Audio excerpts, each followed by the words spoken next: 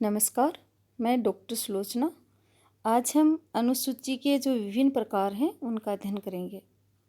सबसे पहले हम अनुसूची का अर्थ और उसकी परिभाषा को समझेंगे।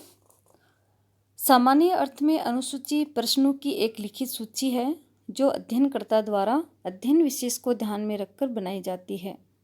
इसमें अनुसंधानकर्ता स्वयं घर घर जाकर प्रश्नों के उत्तर अनुसूचियों द्वारा प्राप्त करता है। तो हमने ये देखा कि जो अनुसूची होती है वो एक तरह से लिखित जो क्वेश्चंस होती हैं उनकी एक लिस्ट होती है और उसमें जो अध्ययनकर्ता जिस भी विषय से संबंधित शोध करना चाह रहा है या जो भी उसके मस्तिष्क में समस्या है उसके वह उत्तर प्राप्त करना चाह रहा है उसकी एक लिस्ट तैयार करता है और घर घर जा कर के प्रश्नों के उत्तर प्राप्त करता है। इसको अनुसूची कहा जाता है। कुछ विचारक हैं जिन्होंने अनुसूची को इस प्रकार से परिभाषित किया है। जैसे गुड्डे एवं होट के अनुसार अनुसूची उन प्रश्नों के एक समूह का नाम है जो साक्षात्कारकर्ता द्वारा किसी दूसरे व्यक्ति के आमने सामने की स्थिति में पूछे और भरे जाते हैं। इसमें क्या होता है कि जो भी व्यक्ति क्वेश्चंस तैयार कर रहा है वह उत्तरदाता के समक्ष स्वयं जाकर के या कई बार डाक द्वारा भी भेज सकता है क्वेश्चंस को और उत्तर प्राप्त करता है। इसी प्रकार जो बोगार्ड्स हैं उन्होंने अनुसूची को इस प्रकार से परिभाषित किया है।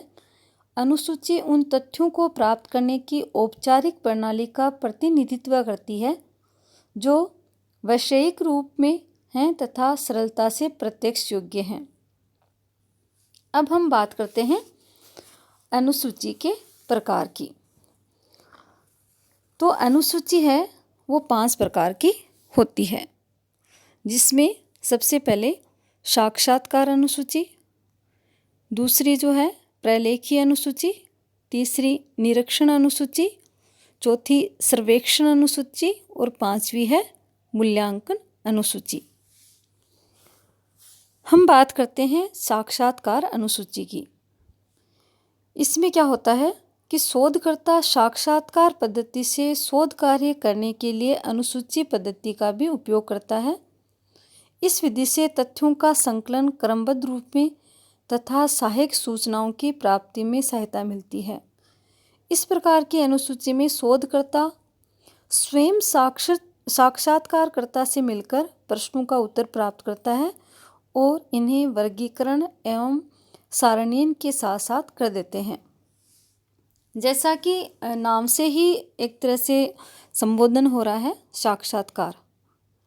इसमें क्या होता है, जो भी शोध करता है वह प्रत्यक्ष रूप से स्वयं उत्तरदाता के समक्ष उपस्थित होता है और जो भी क्वेश्चंस हैं वो उत्तरदाता के समक्ष रखेगा और उत्तरदाता है वो उन क्वेश्चंस के आंसर देगा। दूसरी जो अनुसूची है वह है प्रलेखीय अनुसूची। इस प्रकार की अनुसूची में समस्या से संबंधित सभी जो रिकॉर्ड्स होते हैं उनको इकट्ठा किया जाता है। इसके आधार पर अनुसूची के प्रश्नों का उत्तर प्राप्त किया जाता है। वास्तव में ये सेकेंडरी जो फैक्ट्स होते हैं उससे प्राप्त होते हैं। इस अनुसूची में सफलता तभी मिल सकती है जब समस्या से संबंधित रिकॉर्ड्स को अधिक मात्रा में इकट्ठा किया जा सके। प्रलेखीय अर्थात रिकॉर्ड्स जो भी समस्या होती है उससे रिलेटेड विभिन्न प्रकार के फैक्ट्स हैं वो इकट्ठे किए जाते हैं। अगली जो अनुसूची है वह है निरीक्षण अनुसूची। इस प्रकार की अनुसूची का प्रयोग जब शोधकर्ता निरीक्षण पद्धति को अपनाता है तब किया जाता है। इस अनुसूची में प्रश्नों के स्थान पर समस्या से संबंधित कुछ प्रमुख अंश होते हैं जो निरीक्षण के समय सामने आ सकते हैं या इन्हीं का निरीक्षण करना होता है। इस पद्धति में शोधकर्ता स्वयं समस्या के तथ्यों को निरीक्षण करके प्राप्त करता है। इसमें किसी अन्य व्यक्ति से कुछ भी नहीं पूछना पड़ता।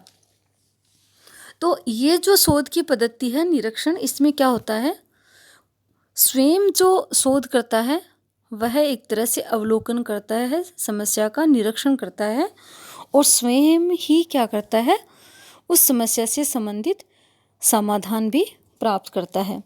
इसमें जो भी व्यक्ति होता है उत्तरदाता, उसकी आवश्यकता नहीं होती। स्वयं जो शोध करता है वही विभिन्न प्रकार के जो तथ्य होते हैं उनका निरीक्षण करता है। किसी दूसरे व्यक्ति से इसमें कुछ भी पूछना नहीं पड़ता है। अगली जो अनुसूची है वह है सर्वेक्षण अनुसूची। इस प्रकार की अनुसूची में शोधकर्ता किसी संस्था या क्षेत्र का आर्थिक सर्वे करता है, क्योंकि प्रत्येक आर्थिक समस्याएं यह आवश्यक नहीं कि आर्थिक ही हों, क्योंकि इन आर्थिक समस्याओं का संबंध अन्य समस्याओं से भी हो सकता है। इस प्रकार संस्था या क्षेत्र की प्रत्येक समस्या के प्रश्नों को इस अनुसूची में रखना होता है। तो इसमें एक तरह से क्या होता है कि जो शोधकर्ता होता है वो स्वयं क्या करेगा, सर्वे करेगा। और जैसे मान लीजिए कोई समस्या है तो ज़रूरी नहीं है कि हर समस्या के साथ कोई आर्थिक समस्या ही जुड़ी होती है। अगली जो अनुसूची है वह है मूल्यांकन अनुसूची।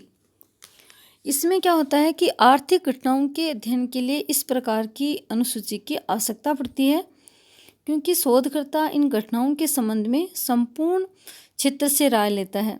जैसे अगर हम एग्जाम्पल द्वारा समझें कि अगर मूल्यवर्धी का अध्ययन करना है तो क्षेत्र के प्रत्येक स्तर के लोगों से इसके लिए विचार करना आवश्यक होता है और इसी आधार पर मूल्यांकन और निष्कर्ष और सुझाव भी दिए जाते हैं।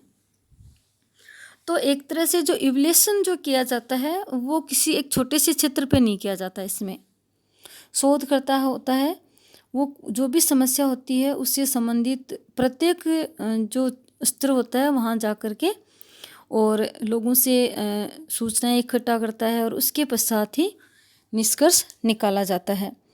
तो हमने देखा कि जो अनुसूची के जो अलग अलग प्रकार हैं, जैसे कि साक्षात्कार है, प्रलेखीय है, निरीक्षण है, सर्वेक्षण है, मूल्यांकन है।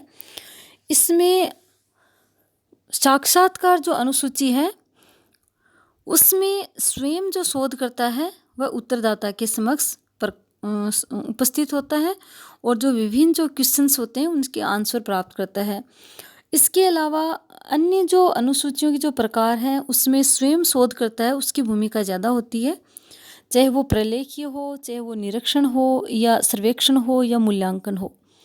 सभी में शोध करता है वो स्वयं फील्ड में जाता है और विभिन्न प्रकार के जो आंकड़े और तथ्य हैं उनको इकट्ठा करता है और उसके पश्चात निरीक्षण और सर्वेक्षण और मूल्यांकन के आधार पर जो भी समस्या होती है उनका समाधान निकालता है, निष्कर्ष निकालता है और जो भी शोध का उसका विषय है उसके जो भी उद्देश्य हैं उसको प्राप्त करने की कोशिश करता है।